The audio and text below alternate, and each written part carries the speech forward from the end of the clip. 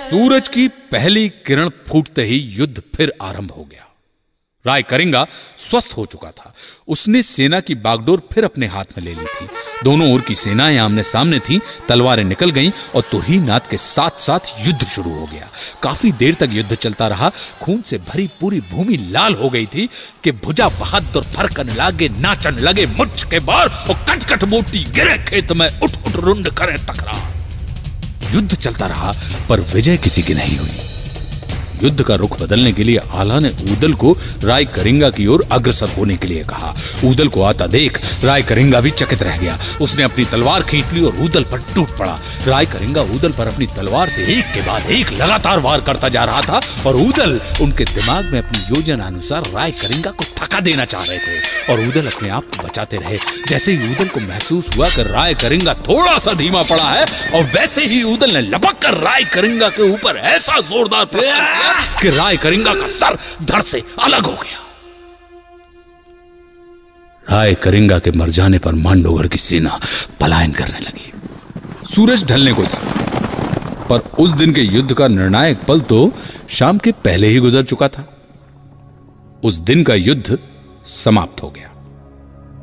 उधर युद्ध की गतिविधियों से अनजान आल्हा ऊदल से ईर्ष्या करने वाला उनका मामा माहिल महोबा पहुंच गया और उसने महोबा के रनिवास में पहुंचकर यह खबर दी कि युद्ध में आल्हा और ऊदल के सरों को काटकर फेंक दिया गया है। यह खबर मिलते ही देवलदे और मलहना रो पड़ी। दुख से पूरा रनिवास विफल हो उठा। चारों ओर मरघट सी खामोशी छा गई कि तभी युद्ध का समाचार लेकर दूत राजमहल पहुंचा और उसने राय करिंगा का सर राजा परमाल के सामने थाली में रख दिया। यह देखते ही माहिल वहां से निकल भागा और उरई की ओर चल पड़ा। उसका षड्यंत्र एक बार फिर निरस्त हो चुका था। अगले दिन के युद्ध की शुरुआत में ही मलखान के हाथों सूरज मारा गया और अब महोबा की सेना को रोकने वाला कोई नहीं था।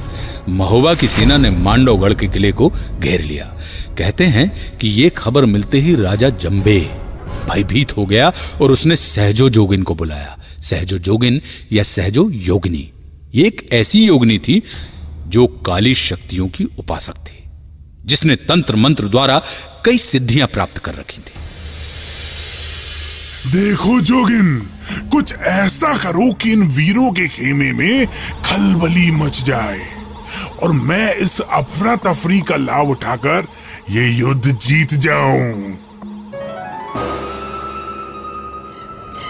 आप चिंता ना करें महाराज। मेरी सिद्धियों के सामने कोई वीर आज तक नहीं टिक पाया है, तो फिर इन बालकों की क्या बिसात। अपनी कही बात के अनुसार सहजो ने बंगाली पुड़िया मारकर ऊदल को भेड़ बना दिया और गुरु झिलमिल की मढ़ी में ऊदल को बांध दिया। ऊदल गायब हो चुके थे। ऊदल के ना मिलने पर आल्हा बुरी तरह घबरा गए। तभी बाबा गोरखनाथ ने अपनी दिव्य वाणी से आल्हा को पूरी घटना के बारे में बताया।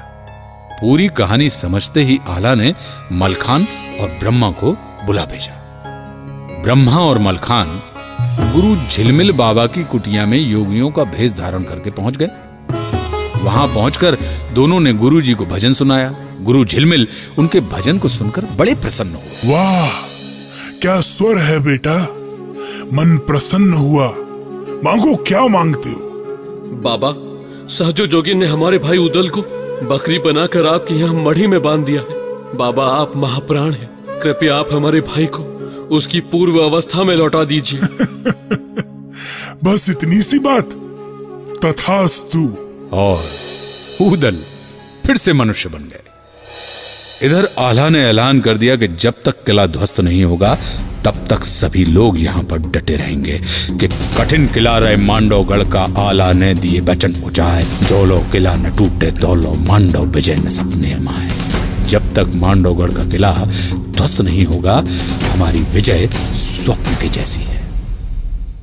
कुछ देर कोशिश करने के बाद किले का द्वार टूट गया, लेकिन अंदर राजा जंबे कहीं नहीं दिखा। उधर से लौटते वक्त 3 वीरों को रास्ते में सहज जोगिन मिल गई। उन्होंने जोगिन का जूड़ा काट लिया जिसमें उसकी काली शक्तियों का वास था और किले की ओर बढ़ गए। जब ये तीनों वीर बबूरी वन के पास यानी बबूल के जंगलों के पास पहुंचे तब एक घुड़सवार सैनिक किले से निकलकर उनके पास पहुंचा। महाबली उदल, सेनापति आला ने संदेश भेजा है कि राजा जंबे कहीं छुप गए हैं और उनका पता नहीं चल रहा है। आप लोगों को दुर्ग में बुलाया है। लगता है जंबे डर गया है। लेकिन वो छुपेगा कहाँ? एक ही जगह हो सकता है और वो है सुरंग। उदल ने बबूरी वन की ओर खुलने वाली सुरंग के मुख में आग लगा दी। सुरंग में आग तेजी से फैलने लगी। ब्रह्मा ने कुछ सैनिकों को सुरंग के मुख पर रुकने का आदेश दिया और कहा कि जैसे ही आग समाप्त हो तुम दोबारा आग लगाना। और ये तीनों किले की ओर कूच कर गए। जब ये तीनों किले पर पहुंचे तब उसी समय जंबे सुरंग से बाहर प्रकट हुआ। वो भौरानंद हाथी पर सवार था। भौरानंद हाथी सजवा हो, दाबे बैठो जा, बैठो जा। हाथी चल गए तब जंबे का ताकि शोभा कहीं न जाए, शोभा कहीं न जाए। उदल ने घोड़ा बढ़ाकर हाथी के माथे पर अपने घोड़े बेंदुला की दोनों टापें अड़ा दी और हौदे यानी पालकी के ऊपर लगे हुए ध्वज को काटकर फेंक दिया। और उदल घोड़े से छलांग लगाकर हौदे पर चढ़ गए और जंबे को बिना कोई मौका दिए जंबे का सर पकड़कर काटकर फेंक दिया। युद्ध समाप्त हुआ। महोबा की सेना की जय धुनी से पूरा किला गूंज उठा। क्या बड़े लड़ैया महोबा बारे, इनकी मार सही न जाए। एक को मारे दुई मर जाए, तीसरा खौफ खाए मर जाए। अब लौटने की तैयारी थी। युद्ध जीतने का समाचार जब राजा परमाल के पास पहुंचा तो वे बहुत खुश हो गए। उन्होंने पूरे राज्य में विजय का उत्सव मनाने की घोषणा कर दी।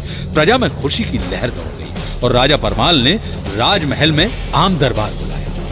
आला, उदल, मलखान, ब्रह्मा और ढेबा ने आकर बड़ों के चरण स्पर्श किए। आल्हा ने ससम्मान अपने पिता दक्षराज और अपने चाचा वत्सराज के सर को निकालकर राजा परमाल के सामने रख दिया। उदल ने प्रतिज्ञा पूरी की थी। उसने जंबे का सर निकालकर मल्हना के चरणों में रख दिया था और बोला कि बाप का बैरी जो ना मारे, ओ का मांस गीध न खाए, और माता हो गई पूरी प्रतिज्ञा, लिया जंबे का शीस उतार। आला उदल और राजा परमाल की जय जयकार के नारे पूरे राज्य में गूंजने लगे। चारों तरफ खुशियां ही खुशियां थी। लेकिन यह कहानी यहीं खत्म नहीं होती, क्योंकि खुशियों की इस बारिश को कभी ना कभी तो थमना ही था। मांडोगढ़ की जीत के बाद आला उदल की कीर्ति चारों तरफ फैलने लगी, पर ईर्ष्या और द्वेष से भरा हुआ उनका मामा माहिल इस बात को स्वीकार नहीं कर पा रहा था, क्योंकि वो आला उदल की शक्ति से भली भांति परिचित था। वो जानता था कि यदि आला और उदल एक साथ रहेंगे तो विश्व विजय से इन्हें कोई नहीं रोक सकता। इसलिए वो एक नए षड्यंत्र की शुरुआत में जुट गया। क्या था माहिल का यह षड्यंत्र? क्या होगा जब माहिल चलेगा एक और चाल? सुनिएगा जरूर। मैं आशुतोष राणा सुनाऊंगा आला उदल की इस दिलचस्प कहानी का दूसरा भाग। महोबा के कवि कुल श्रेष्ठ जगनायक या चारण जगनिक राव द्वारा लिखित परमाल रासो की इस अमर वानगी में उल्लेख है बुंदेलखंड के 2 असीम शूरवीरों का।